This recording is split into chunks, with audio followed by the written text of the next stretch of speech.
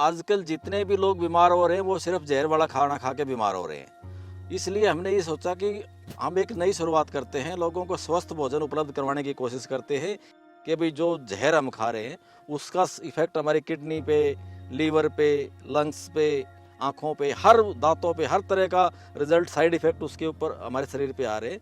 ये है उमेद सिंह, हरियाणा के किसान हैं।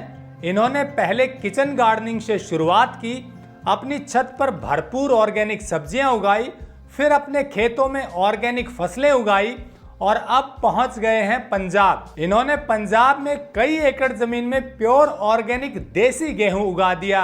जी हां, उसी पंजाब में जहां पर भरपूर रासायनिक खाद और पेस्टिसाइड का प्रयोग होता है, लेकिन उमेद सिंह पंजाब में प्योर ऑर्गेनिक खेती कर नया रास्ता दिखाना चाहते हैं। नमस्कार दोस्तों, गेहूं हमारे भोजन का मुख्य पार्ट है। उत्तर भारत में ज्यादातर लोग गेहूं खाते हैं। मेरे साथ हैं उमेद जी।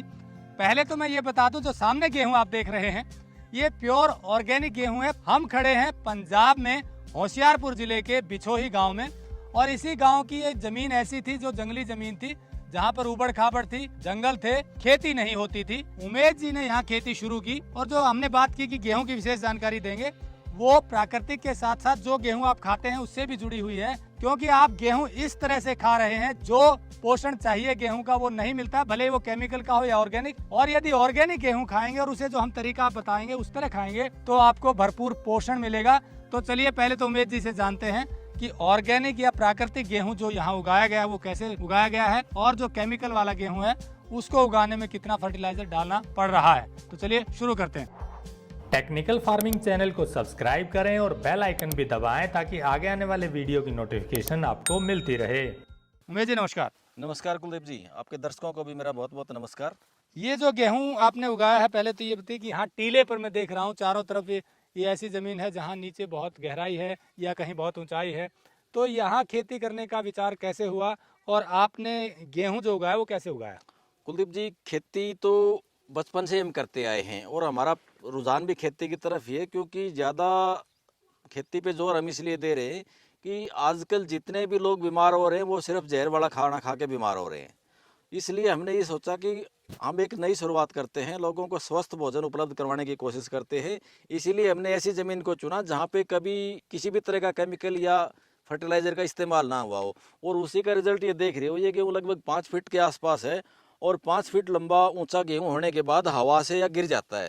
जबकि ये इतना तगड़ा है, इसकी जो नाली है गेहूं की, वो अपने दम पे 5-5.25 फीट तक ऊंचाई पे खड़ा हुआ है, क्योंकि ज़मीन के अंदर ताकत है। इसकी जड़ें नीचे तक पूरा ग्रिप बना के रखी हुई है। नाड़ी जो है इसकी बहुत स्वस्थ है और पौधा अपने दम पे खड़ा हुआ है इस पे। जबकि फील्ड में हम जो नॉर्मल गेहूं लगाते हैं वो 3.5-4 फीट का गेहूं भी होने के बाद पूरी तरह ऐसे लौट जाता है जैसे गेहूं के अंदर पाटा मार दिया हो खेत के अंदर। तो केमिकल वाला गेहूं जो करते हैं, रासायनिक खाद डालते हैं, कितना डाल रहे हैं किसान, और उसमें और क्या क्या खरपतवार नाशी या कुछ और भी डालते हैं? कुलदीप जी, गेहूं में खरपतवार नाशी तो जिस दिन गेहूं थोड़ा सा ऊपर आना शुरू हो जाता है, लगभग 20-21 दिन का गेहूं हो जाता है, उसी दिन लोग वेडीसाइड का इस्तेमाल करना शुरू कर देते हैं कि भाई हमें मेहनत भी ना करनी पड़े और जो खरपतवार है वो नष्ट हो जाए। 1-1 कट्टा, 2-2 कट्टा, जब तक गेहूं पक के आता है 6-6 कट्टे किसान मार देते हैं उसके अंदर यूरिया के। अलग अलग तरह की बीमारियां जो कि आजकल हर दूसरे तीसरे आदमी में हो रही है, हर खाने वाले आदमी को महसूस होता है कि भाई जो जहर हम खा रहे हैं उसका इफेक्ट हमारी किडनी पे, लीवर पे, लंग्स पे, आँखों पे, हर दांतों पे, हर तरह का रिजल्ट, साइड इफेक्ट उसके ऊपर हमारे शरीर पे आ रहे हैं। उन सब से बचने के लिए हम इस प्राकृतिक खेती की तरफ आए हैं और आगे आगे हम इसको बढ़ाते जाएंगे।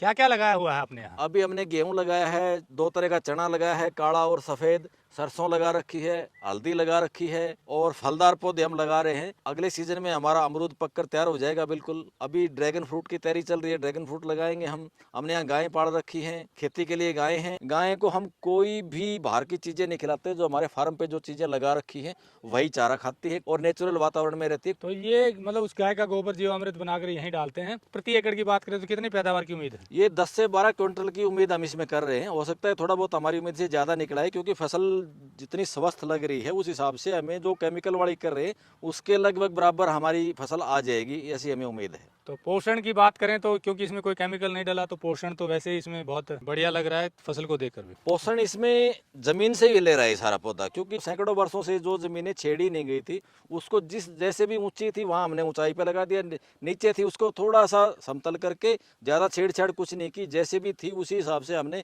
इसके अंदर जगह जगह ड्रिप लगा दी और फवारों से पानी की जरूरत पड़ी तो वो डाल दिया, नहीं तो हमने इसमें कोई भी मिट्टी के साथ जमीन के साथ छेड़छाड़ नहीं की। आप देख भी रहे हो कहीं पे ऊंचा है कहीं नीचा है, तो ये सारी की सारी चीजें सिर्फ और सिर्फ नेचुरल है, इसके साथ हम कोई भी छेड़छाड़ नहीं करेंगे। तो दोस्तों जैसा उमेश जी ने बताया ये गेहूं है प्योर प्राकृतिक, यहाँ पहले खेती नहीं होती थी, पहली बार यहाँ गेहूं लगाया है, जमीन में ताकत थी इसलिए कुछ भी डालने की जरूरत नहीं पड़ी और ये प्योर प्राकृतिक गेहूं केमिकल के बराबर या उससे भी ज्यादा होने की संभावना है। अब बात करते हैं गेहूं को खाने की प्रैक्टिस पर। हम क्या करते हैं कि गेहूं का छिलका उतार कर उसे खाते हैं। गाँव की बात करें तो गेहूं को पीसने के बाद उसे छलनी से छान देते हैं तो उसका जो चोकर है वो अलग बच जाता है, उसी में ज्यादा न्यूट्रिएंट होते हैं, अंदर तो स्टार्च बचता है। अब हम अंदर वाला पार्ट खाते। ऐसे ही शहरों में जो आप आटा खरीदते हैं ज्यादातर में उसका चोकर हटा करके गेहूं आप तक पहुंचता है जो मैदा के फॉर्म में होता है, जो मैदा होती है उसमें तो बिल्कुल ही हटा देते हैं।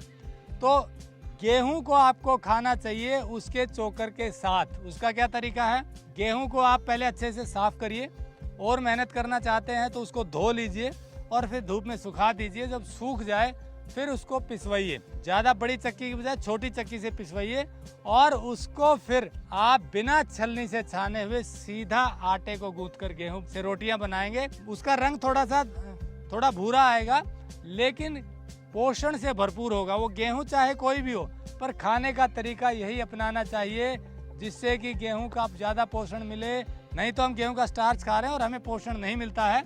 तो हमारी कोशिश यही है, एक तो गुड एग्रीकल्चर प्रैक्टिस को बढ़ावा दे रहे हैं, ऑर्गेनिक खेती जो कर रहे हैं किसान उनको आपसे मिलवा रहे हैं और जागरूक भी कर रहे हैं कि गुड फूड हैबिट्स आप कैसे अपनाएं ताकि लोगों को बीमारियां ना हो और जो किसान अच्छा काम करें उनको भी बढ़ावा मिले। तो इसी कड़ी में हमने दिखाया कि गेहूं यहाँ पर प्राकृतिक तरीके से उगाया गया है। आप ये गेहूं सीधा मंगवा सकते हैं, नंबर हमने दिया हुआ है।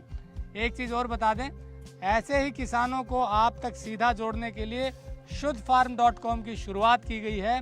यहाँ पर ऐसे किसानों को जोड़ा जा रहा है जो शुद्ध चीज़ें तैयार करते हैं ताकि आप वहाँ से सीधा खरीदें, किसानों से सीधा आपको लिंक किया जा सके। इससे किसानों का भी लाभ बढ़ेगा और आपको भी शुद्ध चीज़ें मिलेंगी। इसीलिए जुड़े रहिए टेक्निकल फार्मिंग से, आगे भी आपके वहाँ से किसानों से मिलवाते रहेंगे। नमस्कार, जय हिंद। अगर आपको यह वीडियो पसंद आया है तो ज्यादा से ज्यादा लाइक और शेयर जरूर करें, साथ ही चैनल को सब्सक्राइब करना ना भूलें।